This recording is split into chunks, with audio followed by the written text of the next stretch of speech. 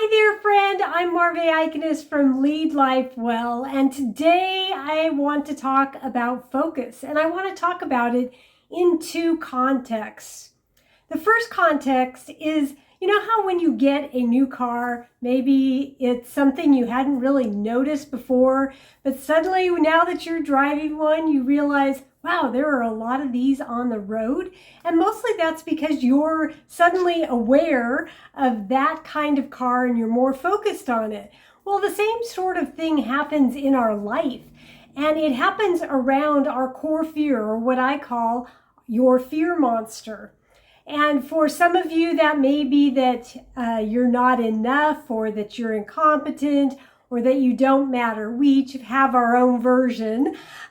But that thought, that lens that you look at life through, causes you to interpret situations and circumstances and encounters, interactions with people, and the meaning you take away from those interactions is that you're not enough, you're incompetent, or that you don't matter, or whatever your version is, because that's your lens. You literally find what it is you're focusing on.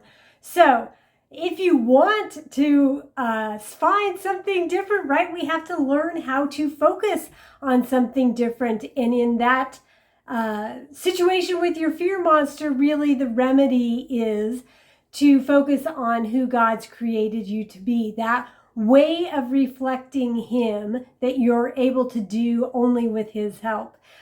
For you, that might be being courageous or authentic or loving, which is the way that God has created me to be. And there's no denying I'm not exactly the most loving person on my own. It really is something that God has to do through me. So your focus matters. And if that is intriguing to you, I have a post down below that you can check out, kind of learn a little bit more about that. And then another focus that I want to talk about today is, when we approach a day, we often have this feeling that the more productive we are, the more valuable we are. And so our goal is just to really be incredibly productive. And then inevitably, somehow throughout the day, things happen and you're not able to get the things done you wanted to get done. And you just kind of start spinning and swirling and feeling frustrated. Well, God's focus is really completely different than ours. And so if we can step into and align with what His focus is for us, it's going to make a world of difference. And you know what? God's not all that focused on productivity. He's really focused on forming us and helping us transform into being more and more like Him. And the things that come your way have that opportunity of really keeping you stuck where you are, or helping you move forward in your life in powerful ways so that you do reflect Him and become more like Him the way that He hopes that you will. So I hope that if you're kind of one of those productivity queens, I confess that I am. I do enjoy being productive, and it feels really nice when you get a lot of things done.